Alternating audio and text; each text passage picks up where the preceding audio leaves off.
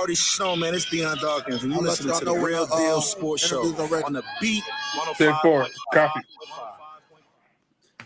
Welcome to Real Deal Sports Show with the Rad Man and crew. And we're back for another week broadcasting live from the Rock Palm Brokers studio each and every week. We bring it to you live, talking sports of all sorts. And man, we got a lot to talk about. Seems like every week we have a lot to talk about. J-GILLZ, we got a lot to talk about this morning, don't we?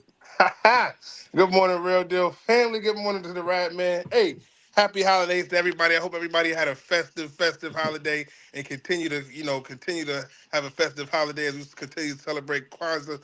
I just got to say this, Rad Man.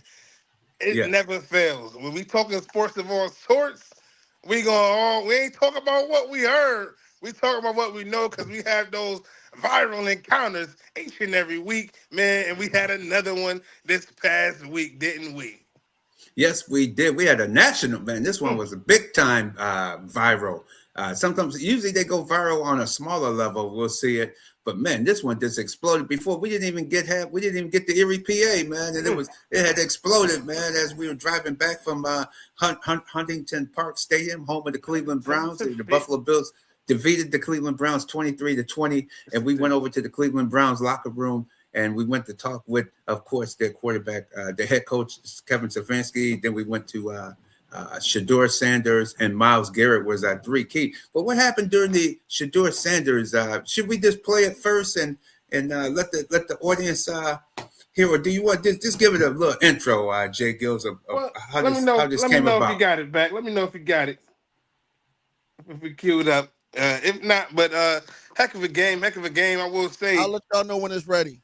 Most definitely. Okay. Heck of a game. I will say, Rap Man, I thought that the game was much closer than anticipated. I didn't think that, the Buffalo Bills expected to be that close with a chance to, with the Cleveland Browns, with a chance to go ahead and try and drive down the field to tie or even take the lead with about 5 minutes to go. So I think that what we saw from the Buffalo Bills this week wasn't characteristic. You normally see them come out hot and heavy in that third quarter and take over that game. But for whatever reason, Cleveland's defense was able to mobilize Josh Allen, and we also saw the Browns' offense being able to put up some points. Even after two uncharacteristic interceptions in the first half from Shedeur, we still saw a close game. Redman, what's your thoughts on that close game that many thought was going to be a blowout?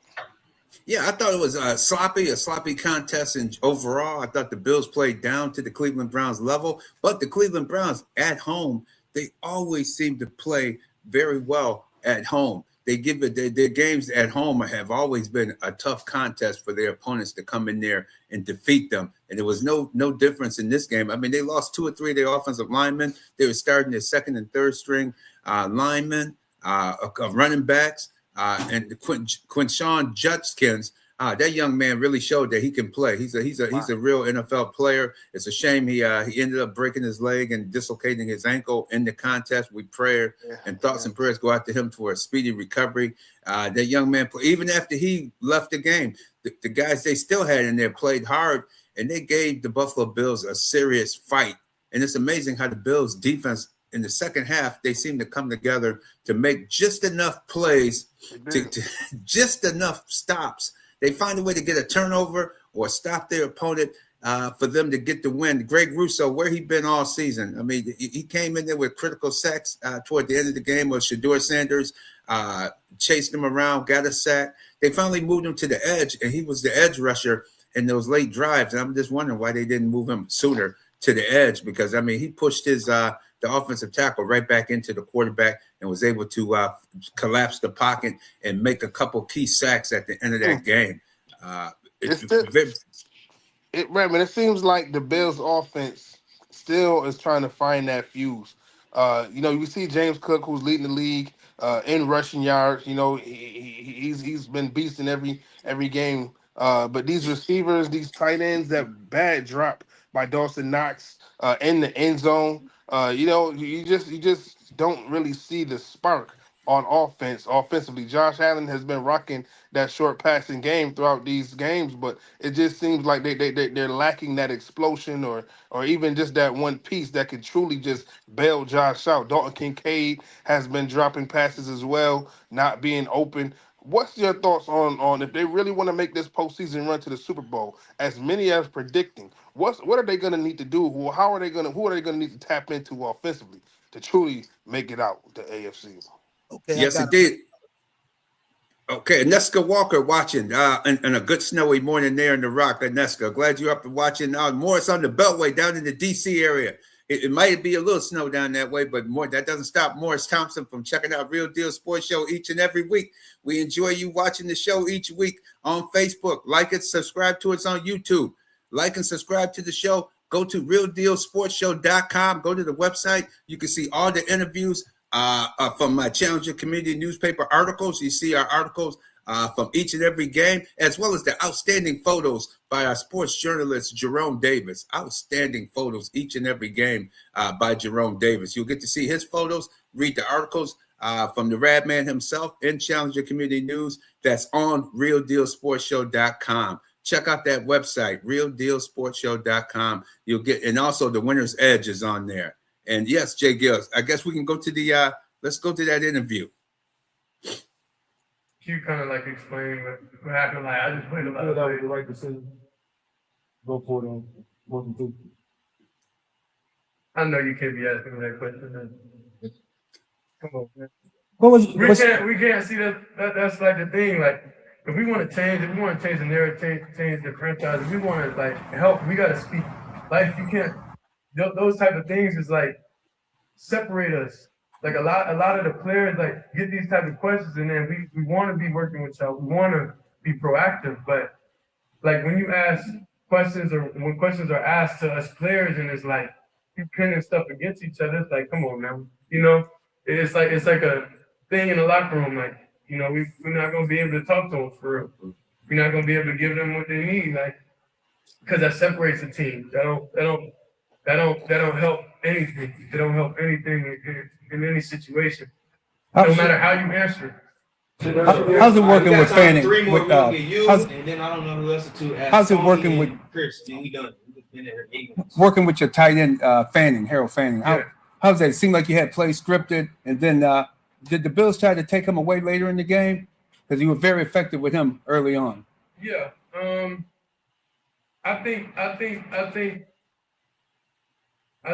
a lot of teams try to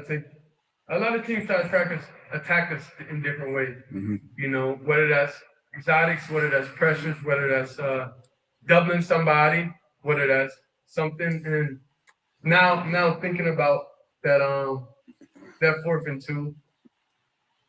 and 2, you know, that great defense, great everything. So you look at that front side safety, you look at him, and then you got to see where he buzzed down, and everything happened so quick to where if y'all was on the same, that takes time for y'all to be on the same page and know, okay, this is a certain type of route. You know, it's going to develop a little bit, but in certain situations you can speed up and you can get there quicker. You know, so that's about seeing in the same lens. That's about the time on task. That's about a lot of different things, and you can't. Them processes are just something you're just gonna have to be able to grind through, you know?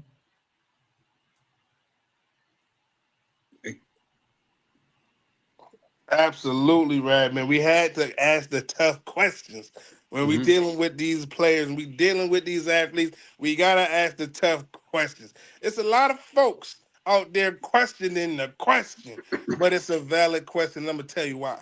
It's a valid question because as I've continued to watch the Cleveland Browns, I've continued to watch Kevin Stefanski put Shedeur in bad situation after bad situation. We already saw that offensive line collapse the play before, and then on 4th and 2 with three timeouts and 5 minutes to go. I understand it's the Buffalo Bills. I understand this team is 3-11. I understand this.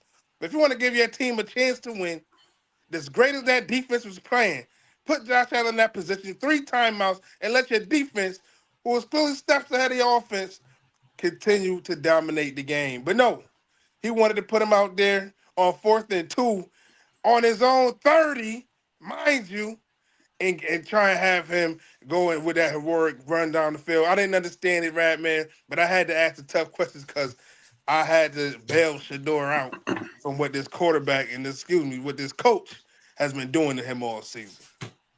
Absolutely, and you mentioned it right before the play happened. After they came, I think it was a brief. They called a timeout, and then they came back out and they went for it on 4th and 2. You said, why are they going for it where they have the Bills pretty hemmed up? Their defense has been stopping the Bills most of the day, or the Bills been shooting themselves in their own foot as well. So it would have been prevalent to possibly punt and pin the Bills deep in their own territory once again and see if the Bills could get out of there without turning the football over and making them a drastic mistake. It was a very valid question. But, of course, he took it the way the Cleveland media has been going on after him and Stefanski. You know, they want a divorce between him and Stefanski so bad. The media, so he just thought, here we go again with the Cleveland Brown media asking that type of question where your question was more totally different. Going in a different direction than the direction he took it. But then he took a left lane, and then he turned around and made a right-hand turn and got right back in the lane because after he answered my question about Fanning, he went back and answered your question. Yes, he did. So it just proved that your question was a proper question to ask. Absolutely. He was thrown off a little bit. He was thrown off with the question a little bit. I felt it was an outlet for him, as he mentioned in his response. What he said was, that he's tired of week after week these things happening. That was my first time in Huntington Bank Field. You know what I mean? But that Cleveland media has been doing that and trying to be divisive. But no, that's not J-GILLZ. J-GILLZ ain't trying to be divisive. J-GILLZ trying to get down to the bottom line. Was that the right call or not? And if you call, I think he was thrown off a bit. But after a chance to respond to your question, as you heard in the interview, the full interview, not just the soundbite, not just the clip, the full interview, he definitely doubled back because that was a valid question as well. He doubled back and said, you know what? Well, in my mind, what I was going through was that we needed a little bit more repetition, a little more time. And that was the proper response to a question like that I asked. Oh, it was. It was a very proper response to your question, J-GILLZ. And this shows that as a sports journalist, that's what we're paid to do. Come out there and ask the hard questions. We're not there to sugarcoat it. And we bringing it to you live each and every Saturday right here on Real Deal Sports Show. Our show is sponsored, of course, by award-winning Miriam Rivera Insurance Agency, Auto, Home, Health, and Life Insurance. Check her out. Auto, Home, Health, and Life Insurance, 1038 Lyle Avenue or 511 Bean Road, Suite B. Give her a call, 585-360-0094. Give her a call because the roads are icy and slippery. If something happened and you have an accident or something, hey, give her a call. Hopefully the insurance that she has also helps cover that call, and she'll even help out with the situation at hand. So you get firsthand service from Miriam Rivera Full Service Insurance Agency. Yes, indeed. And on our next segment, we're gonna go to the interview with Kevin Stefanski. Matter of fact, I asked Kevin Stefanski the question about 4th and 2. This is basically almost the same question that you asked Shedeur Sanders. And let's hear what the head coach of the Cleveland Browns, Kevin Stefanski, had to say about that 4th and 2 play.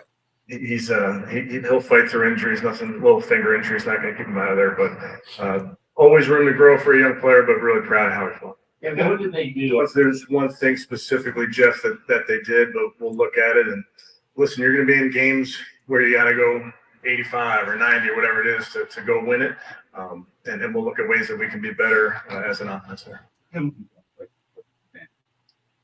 Yeah, I mean, I have a ton of respect for Sean and his staff and that football team. They're very good on offense. They have a great quarterback, as we know, who made his plays today. Defensive attack is really difficult. I think, special teams, their kickoff return unit's been outstanding. So, going into a game with a team has the record that they do, you're going to have to go play aggressive. You're trying to go take the ball away from them. We didn't have any takeaways, which wasn't for a lack of trying. It's just they didn't miss it. Is that why you decided to go? Oh.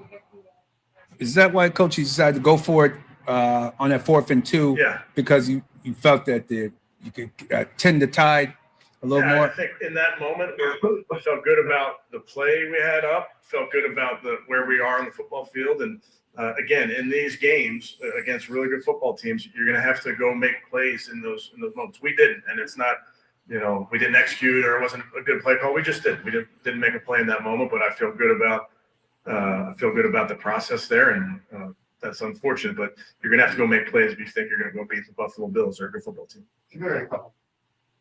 Absolutely, you definitely got to make good plays. J-GILLZ, that was his reasoning for going for it on that 4th and 2 play. Another valid question. That's right. You got to get every perspective. You got to get the perspective of the play caller. You got to get the perspective of the guy running the plays. So I thought that was excellent journalism. And Kevin Stefanski, he went to the podium first.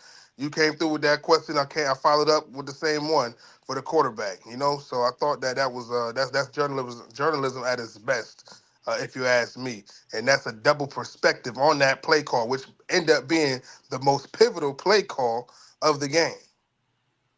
It really did turn out to be the most pivotal play call of the game. Really, it kind of turned the tide there, and especially after and then Dawson Knox had that big drop. I mean, in the end zone, which was just unspeakable, man. You just can't make a. Can you trust him in a big game in a big moment? Absolutely not. And going back to that question, right, man? What is the Bills' offense gonna do? I feel like they're just devoid of talent. There's no Amari Cooper that they can bring out of retirement this year like they did. What was that, last year, a couple years ago? That you went and got Marquez Valdez-Scantling. Brandon Cooks. What are we gonna do?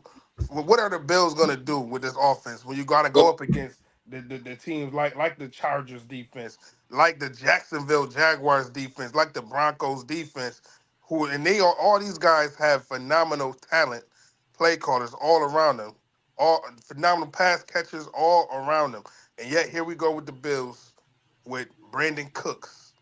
What are we going to do? Consistently dropping the ball. Before we even get into that conversation about Brandon Cooks and how he continues to drop the ball, let's hear what a real true all-pro superstar defensive end, Myles Garrett. Let's see what he has to say about the Bills beating the Cleveland Browns 23-20 this past Sunday. Let's hear what Myles Garrett has to say. How do you keep yourself motivated after tough losses and having an overall down season for the team? What keeps you motivated for each week? Now I want to be the best player I can. I know that I can't take a game off because I owe it to the guys next. I work my ass off in the off season and during the year to be at the very best shape. I'm not going to waste any of my God-given gift because of any record or anything that anybody has to say. I'm going to go out there and give 100% for myself, but for my teammates, for my family, I'm a representation of them. I want them to be proud of me, and I want something to be proud of. I'll never head down. I bet for my family, I want to give them. As the family show up, they feel like it's going to be the game in the moment. So definitely want to get something to smile about. For me, I always think the next thing I want to win. Close game.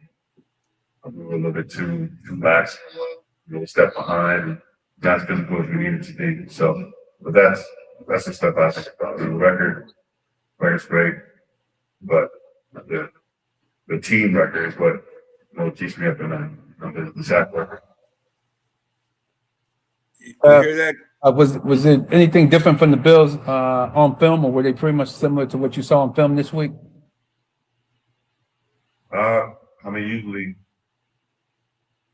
they kind of be young on the island and kind of just let him do his thing. And he kind of has a unique set, unique variety. But the guard was coming down quickly, and then they were throwing the bunch on my side tight, so that I had to line up inside, and they passed the ball, and I really didn't have an angle to get to an edge. So, but they threw a bit of peculiarities at me to try to keep me honest and kind of contain me where they wanted me.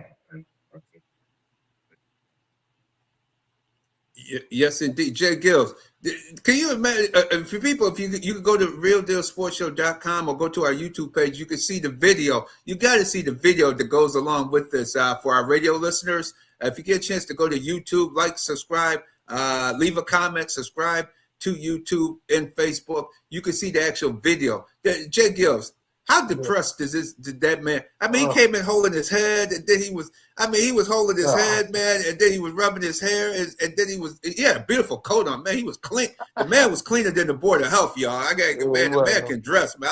I wanted that coat, man, that long maxi coat, that full length maxi coat from back. Oh my God, that man can dress, man. But he was so depressed. Did you hear what now he's on a lose? This is a future Hall of Famer that may probably will get the sack record this week or next week. He'll be the sack leader, the sack record in the National Football League for a season for most sacks in an NFL season. But the man just isn't happy with losing, J-GILLZ. No, he's not. He's not. He was pitiful, man. He was pitiful going into that game. Words couldn't describe how sad he was. Reporters was asking him questions. He didn't want nothing. He didn't want no parts of some of those questions that they had for him. And ultimately, I mean, and somebody said it best. He got the money, but was money worth your happiness? Because he's about to lead the league in sacks. So I got to give you that. I mean, his production is there, but it just doesn't seem like he wants to be in Cleveland. At this point, he already got the contract. I'm not sure if they're trying to trade him, but something's going to have to give. I think they need a culture change over there. I think the head coach Kevin Stefanski needs to go because a lot of the players aren't buying into whatever they're selling over there in Huntington Field. So that's 100%. 100%, J-GILLZ. It's internet passport. I had to come on in. And you are right. You have to remember, this is another future Hall of Famer that the Browns talent has let go of the waste. Before they had the Hall of Fame left tackle Joe Thomas, man, was able to play over 10,000 snaps in the Hall of Fame right now. Hey, never played in a playoff game, man. My goodness. Now Myles Garrett, you see this man, Zeus built like a Greek god, man, and he came up there post game just looking all sad. And what I mean, I just don't understand and one thing I have to agree on as well, J-GILLZ, besides your very antagonistic questioning, man, of Shedeur Sanders, man, I gotta keep an eye on you now, man. Security gotta keep an eye on you.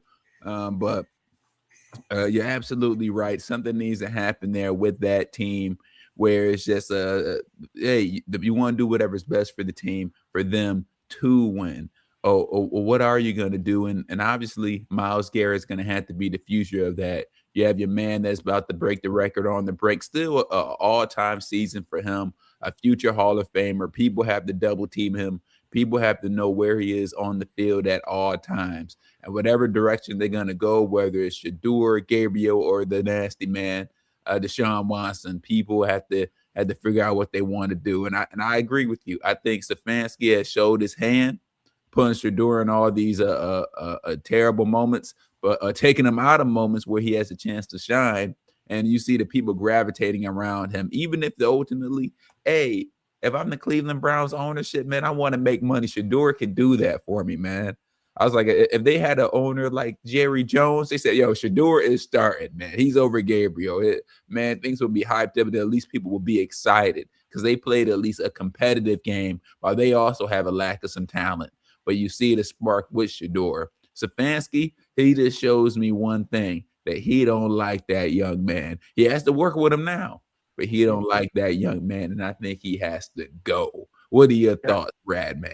He got to go. Well, before I answer that question, I want to mention that this segment is brought to you by the Experience Award-winning authentic Indian food, Thalia of India's restaurant. The lunch buffet served from 11:30 to 2 p.m. and dinner from 4:40 to 8:30 p.m.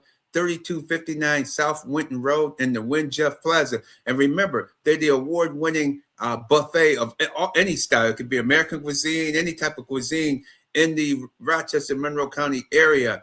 Thalia of India was voted #1 lunch buffet in the entire city and county of Rochester and Monroe County area. So experience the award-winning authentic Indian food in a warm, inviting atmosphere. Thalia of India, located 3259 South Winton Road in the Wynn Jeff Plaza. And when you stop and tell them, hey, you heard about it. If it's your first time stopping there, tell them you heard about it from the Rad Man and the crew on Real Deal Sports Show. Because J-GILLZ had a good time down there last week. He enjoyed himself at the Thalia of India's restaurant. Yes, indeed. Right, J-GILLZ? Top notch, top notch. Absolutely. Absolutely. And also, as we go around with the Bills still, even though they just look out of sync at a lot of times in these games each week, they don't look like a championship team. They've won 11 games, man. They're 11-4, man. So you can't. That's nothing to sneeze at. Head coach Sean McDermott. The most I always going on Sean McDermott. He's almost up to he won his 97th game, about to go after possibly game 98. If he wins this week and next week, he'll have 99 wins, man. This guy almost is close to 100 wins with the Buffalo Bills. So it may not look perfect or the perfect team or the perfect powerhouse team getting ready for the playoffs this season. Every year the Bills look a little different under Sean McDermott, and the defense, which is his specialty, seems to lack. This year the injuries decimated the defensive line. With DC, Dwayne Carter was hurt and ruptured his Achilles at training camp. Ed Oliver, bicep tear. They're hoping to get him back for the playoffs and sometime in January, hopefully for Ed Oliver. They've lost a lot of defensive linemen, and they've had to go with the journeyman, the Jordan Phillips. He's hurt his ankle. He's been gone for the last couple of weeks. That's typical Jordan Phillips. You know he's not going to play that many games in a row. You got Fadarius Mathis doing the swan dive, trying to tackle Shedeur. It was like he was diving into a pool of water, man. He just took off and did this nose dive, and Shedeur just easily, who's not the best scrambling quarterback in the National Football League, Shedeur Sanders was easily to get away from Fadarius Mathis. So the Bills, they're working with mirrors here, J-GILLZ, on that defensive line front. Shaq Thompson's been playing better at the line, but I'm really impressed with the secondary. The guys, Cole Bishop, Jordan Hancock, the young guys are starting to, Maxwell Hairston, so Davis White is even looking younger. These young guys that they finally inserted in the back secondary is helping out, and Trey White with his knowledge, Jordan Poyer with his knowledge. Those guys know where to be. They know where to set guys up to tell where they need to be, and that secondary is looking very good. They're one of the better secondaries in the National Football League, even though they've given up. So it's just that they've given up so many rushing yards. You don't notice that the back end, you're not passing all over the Bills, unfortunately, due to the ineptness of the defensive front. Right, J-GILLZ? No, absolutely, you called it. And with these down linemen out, these defensive linemen out, I'm not sure how they're gonna get past tomorrow.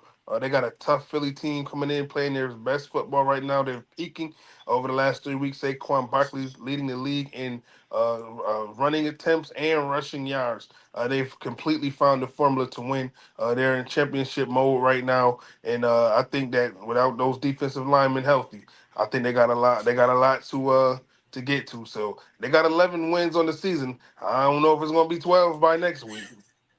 Right, but to get to double digits so many years in a row is it's amazing. It's a testament. Even though I'm not a big Sean McDermott fan overall, he's a winning head coach. He's just not. It seems to be a championship winning head coach. It's a difference with those from the Andy Reid type coaches. And look what happened to Andy Reid when his quarterback went down. Mahomes gone down.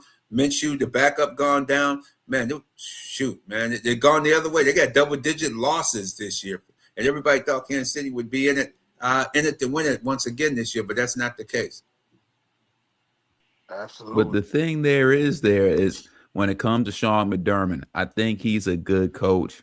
I look a little bit more, and I know he works together with Brandon Beane. It's just over the last couple of years, and for every team in the NFL, their team is going to be different year to year.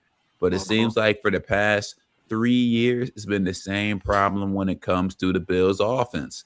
It's like we don't have a dominant number one wide receiver. Brandon Beane draft is like, oh, we don't need one. We got talent all over the field. Okay.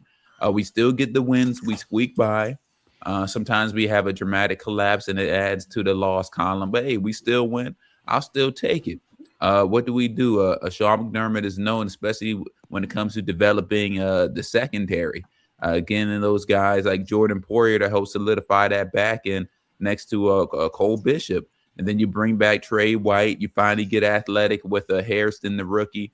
And then you get a late round pick and develop him there on the outside there with Benford. So, but it's always been that same problem. It seems like each year we draft the defensive line and we still have teams able to run on us.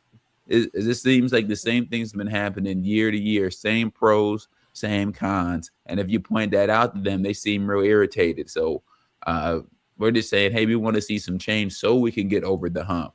But I think this season may be the best chance Buffalo has since the time when we lost to that 13-2 game. We have no Kansas City. We don't have to go against Patrick Mahomes. Hey, the Ravens. Hey, we don't have to worry. Well, you always have to worry about a team, but the usual for suspects, they're hurt, down, beat up, or in shambles. Right now is the perfect time for the Bills to shine. They just can't beat themselves, and they're going to have to show that against the Eagles tomorrow. I don't know. Especially we noticed there when it comes to Josh Allen, and I want to know your thoughts, J-GILLZ and Radman, where Josh Allen got up a little bit, felt a little less nimble. Next thing you know, some of his usual passes were either behind, overthrow, and he had that foot injury.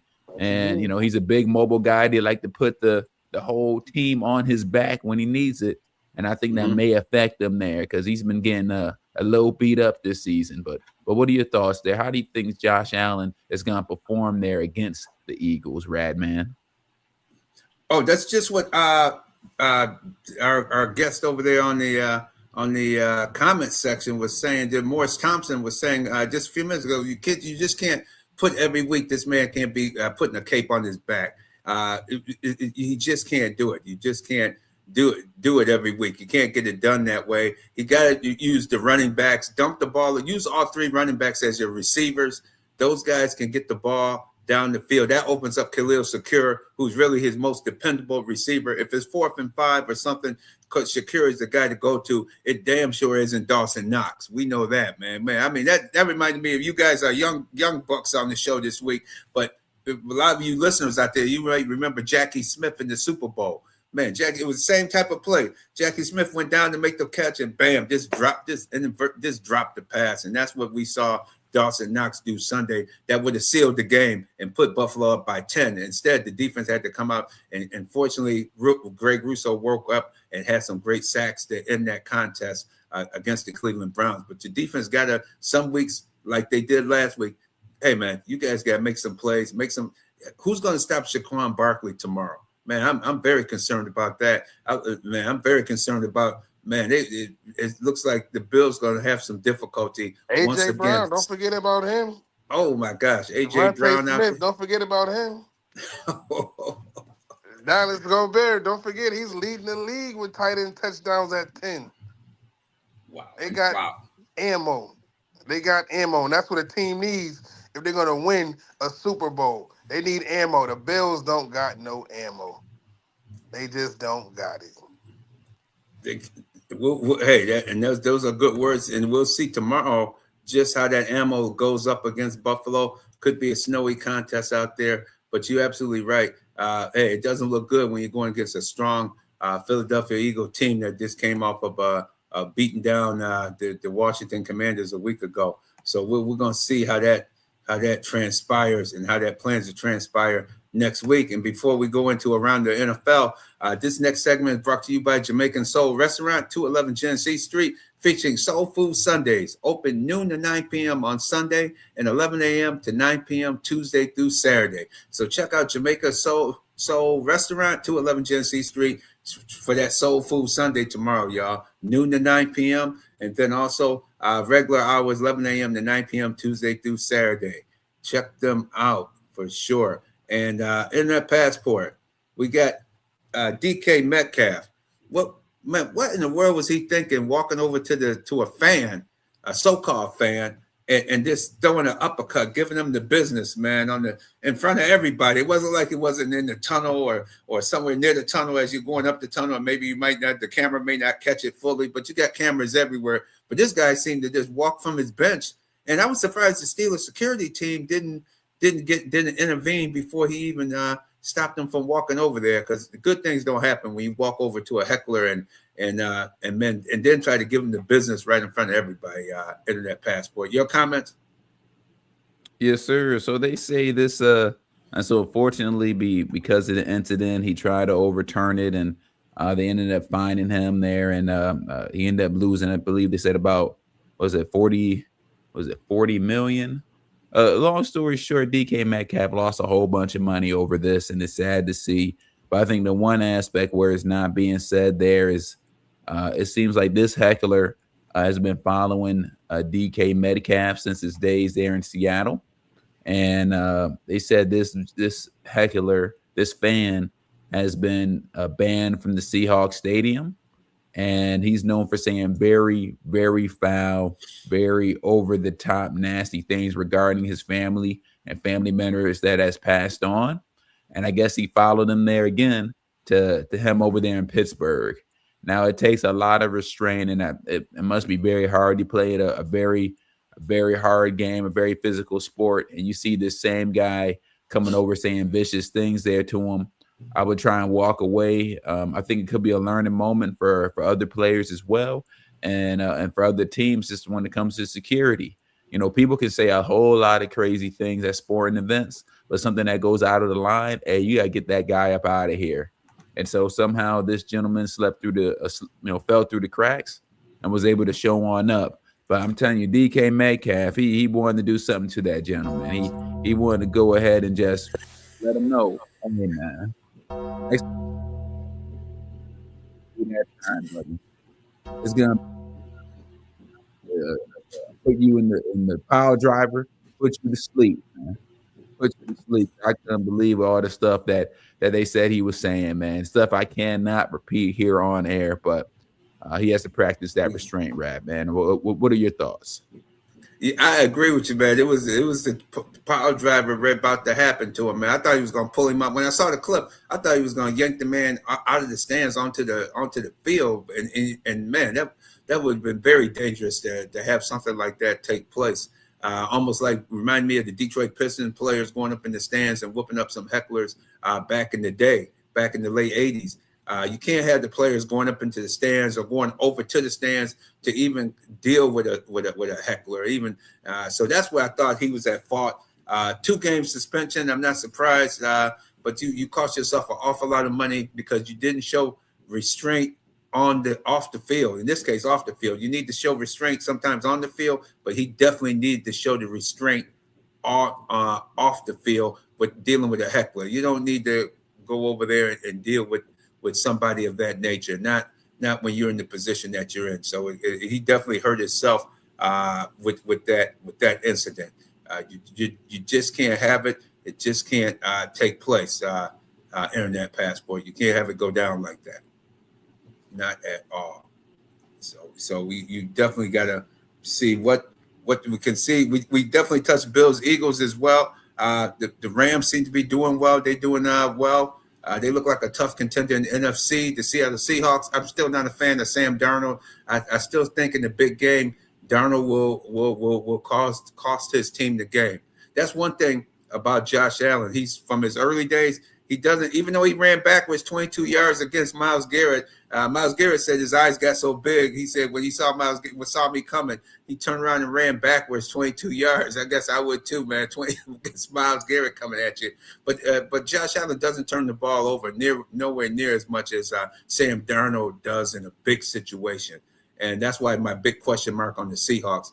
Right now, I see the Rams as the team to beat over in the NFC, and I'm also in the AFC.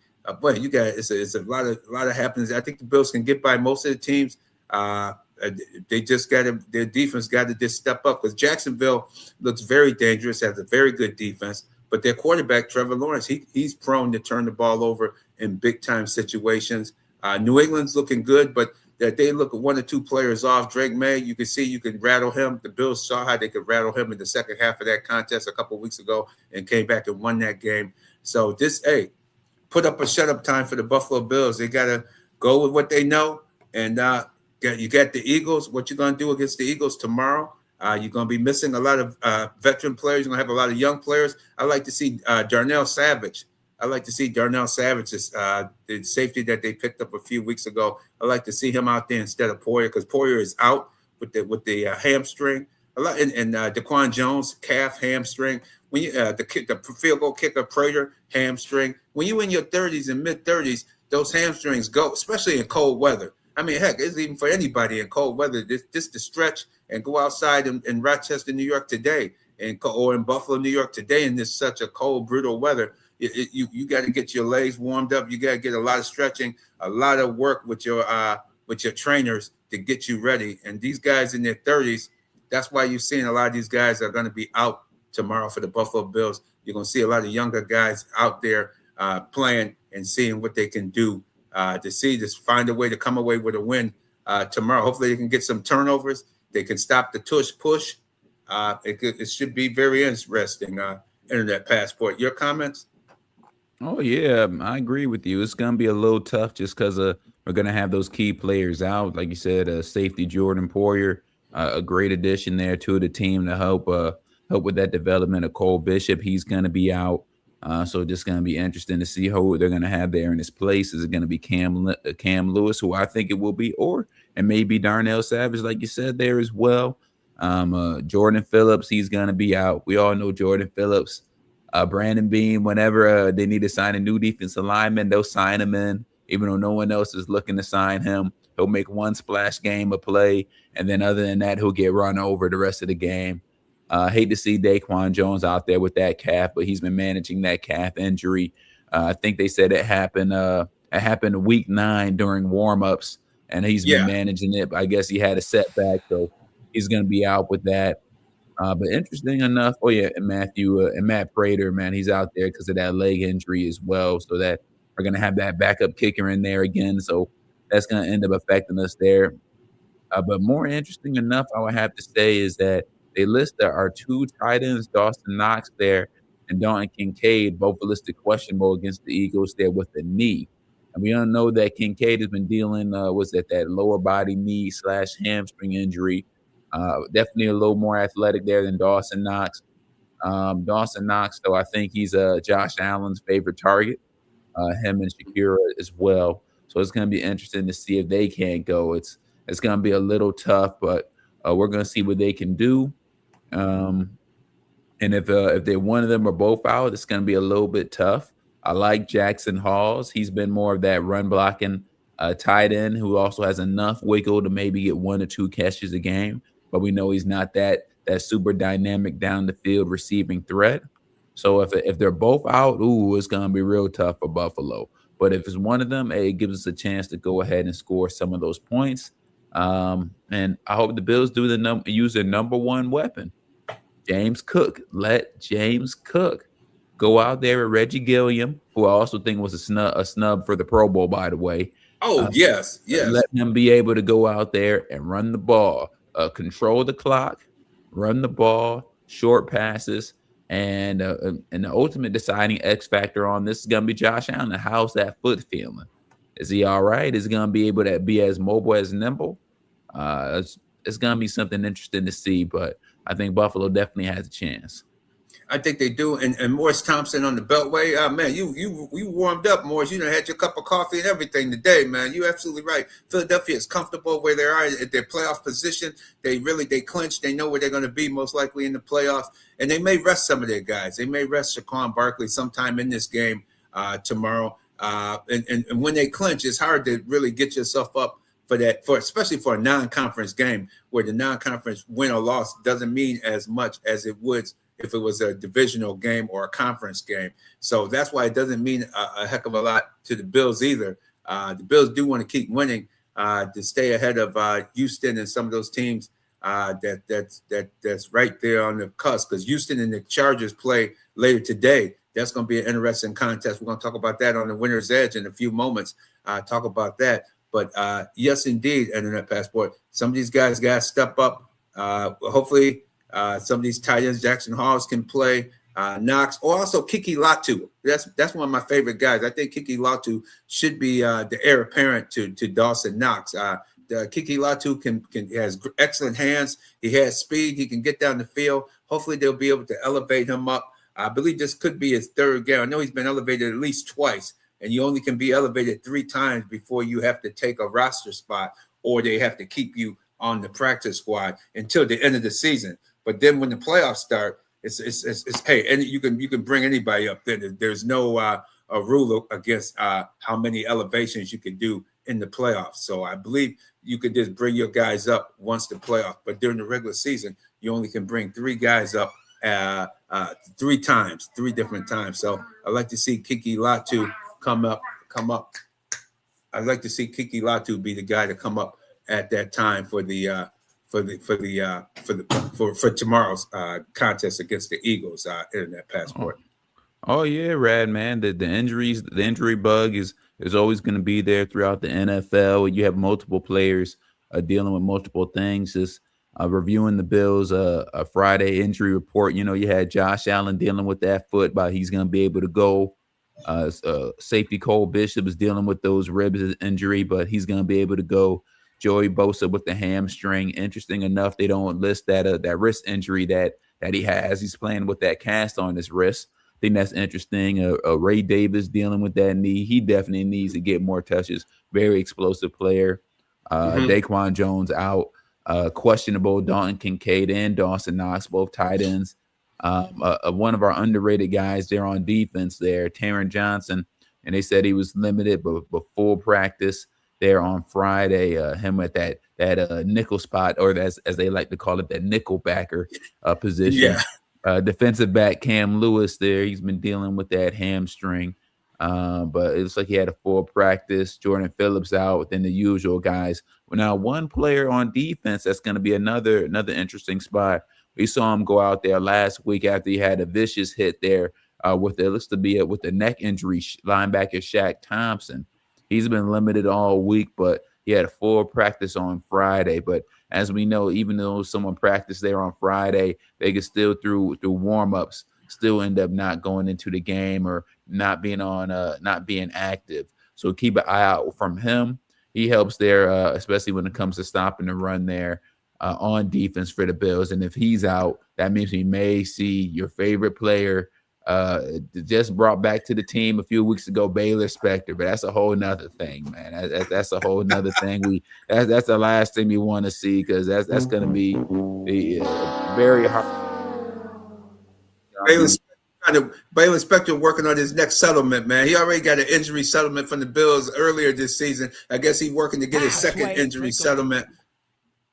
He can't stay on the field. Baylor Spector, good young out of Clemson, just can't stay on the field, guys. The man can't stay on the field.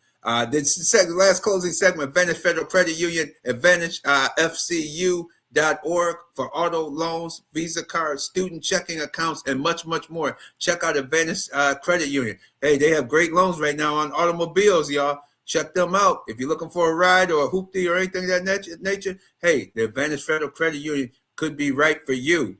And as we move into the next segment, Kimmy does it best with custom web design and online maintenance. Kimmy can help your business grow, online grow. Visit KimmyDoesItBest.com. Contact her, KimmyDoesItBest.com, or support at KimmyDoesItBest.com. Check her out. Check out our website, RealDealSportsShow.com. She's in charge of it. She does every week. She does upgrades to it, and it's top of the line website designed by Kimmy. Kimmy does a fantastic job. So check out Kimmy Does It Best, because she really is the best when it comes to website design and help you make some money. And we had the Fanatic. Welcome, Fanatic. What's going on, Real Deal Sports Show family? What's going on, Rad man? We got Internet Passport. I know J-GILLZ had to go in and do his thing. Hey, Rad man, you know it's that time. Cha-ching. We got win the people some money, Rad man. It's time. Hey, I know you done help me out with me and my family, like Miriam Rivera does. You helped me and my family win some money with the Thursday game that they had going on. So I appreciate you for that. What are we looking at for this week, man? It's some big games, and really the NFL. Good God Almighty! And Brad, actually, will answer this question: is there a way for the NFL to flex out a bunch of games? Because it's Sunday. I looked at Sunday slate. Good God Almighty! It's the real game is, and you can see the NFL set up. They want the whole world to be watching Bills and Eagles. So thank God it's not like Josh Allen's gonna play. Because if he didn't have to play, we would all be stuck watching that game. It doesn't look like there's a ton of good games really this weekend, especially with injuries. Even the games today. The games today, I guess the Chargers and Texans could be all right, but I worry about that Justin Herbert offensive line. And then the night game, Lamar is I know Jordan Love is out. We'll see about Lamar. Man, Rad, man, is there a way to let's win him some money? But is there a way to really the NFL could really flex out some of these games when we get later to the season like this when injuries happen? Exactly. These games are big games coming up tonight. Tonight, Houston at Chargers. They wish they should have flexed these games, but the NFL's trying to play every night of every day of the week during the holiday season. It seems they're trying to take the NBA out for some reason. But guys, I mean, Chris Gardner talked about that last week. This is ridiculous with the games on every day, and then you got night games. You got the streaming services. Houston, the game later today, Houston versus Chargers. I like the Houston getting 1.5 points. It's really a pick'em game. I think Houston's defense is going to wrap. You want to see let Daniel Hunter and also let Willie Anderson Jr. loose on a injury-prone Chargers offensive line. To me, that's not a fair fight. I think they're going to beat them down. If you don't like physical football, just turn the TV off and watch some of those Disney movies or something. Maybe you get the Disney Channel or something. You can watch a movie or something because that's going to be a violent contest. They're going to come out at them. I like Houston tonight. Check out. You want to see all our picks? Go to Winner's Edge on RealDealSportsShow.com. Go to the website. Over 54, Arizona Cardinals versus Cincinnati Bengals. I think the quarterback there, Burrows just got something to prove. They're just gonna light him up like they lit up the Miami Dolphins a week ago. Yeah, that should be an interesting one. I also think Patriots at the Jets. Patriots, I think, are just going to get in there, survive, and get out after the big week win on Sunday night. So don't be surprised if that game is close. I like the under in that game. That's going to be really interesting, real for me personally. Hey, before we get out of here, Radman, like Radman said, everybody, check out those picks. We know BacSpin coming on the 1s and 2s. We got the fantasy championship going on. But before we go there, hey, the NBA, I know for a lot of folks, it starts at Christmas. Hey, San Antonio, Oklahoma City. I saw a little nastiness in that game. NBA is back. Any chance you get, if you could watch San Antonio, Oklahoma City, they already played 3 times, so they only play one more time. But hey, that could be that is the new rivalry in the NBA that folks aren't talking about. Enjoy those games. Those are can't miss games now. What up, BacSpin? What up, Mr. Championship chip? Come on, hey. Trying to get it done in both the leagues. Hey, you got one more week, man. This is the final week, man. And you and your brother is in it, right? I beat my brother and now it's our cousin, Steve-O Jones. Okay. I know you watching Steve-O Jones. You got a little head start. I'm coming for you, baby. We need big weeks. I need my stars to be stars. Puka, Bijan. Hey, that Monday night game is going all roads lead to that game in good old Atlanta, Georgia. I'm gonna need every point. Let's ride. Hey, all your picks got named starters to the Pro Bowl. How'd you get all the starters to the Pro Bowl? We gotta look at BacSpin. We gotta look at this guy. That's why he's in the championship. You know what I mean? All his starters in the Pro Bowl. You know? Come on, man. I got my homework in, a little bit of lady luck on my side. It was because this was BacSpin last year. Who saw Saquon getting off like he did last year? We knew he was great, but man, he got off. So hey, just a little bit of lady luck, get a little research. Hey, we're gonna line him up and we're gonna let him play. Congratulations, man, for making it to the championship. And, now we gotta win it. Now you gotta win it. Because me and your brother was in it last year. And he beat me out. All of my players was sitting out that game. All of my studs. And so that's something I have to take into account. You know. Yes, sir. You right on it. Yeah. But yeah, man. Congrats, brother. Congrats. Hey, well, shout out to your Cowboys. The Cowboys over Washington was the game that went over. So thanks, Brad, man, for that pick. Appreciate, Dak out there with his mouth all open. He look like he don't know the coverage. But, hey, when it don't matter, he be out there just cooking with fish grease. Now, we know how he get down. That's a fact. Oh, man, Real Deal Sports Show. Appreciate y'all every week right here on the B105.5, 8 a.m. on a Saturday morning. And the best sports show around. Appreciate you fellas, man. Y'all have a great New Year, you heard? No doubt. We'll be ready to kick it off next. We'll be ready to kick the new year off next weekend. So go to RealDealSportsShow.com. Check the Winner's Edge picks if you want to win you some money tomorrow to start the new year off right with some new money in your pocket. So keep it where you need it, Rock City. Y'all know what it is. Right after the Real Deal Sports Show, it's the Back in Time Mix Show, and it's right on the way right here on the B. Happy Kwanzaa. Yes, happy Kwanzaa, everybody.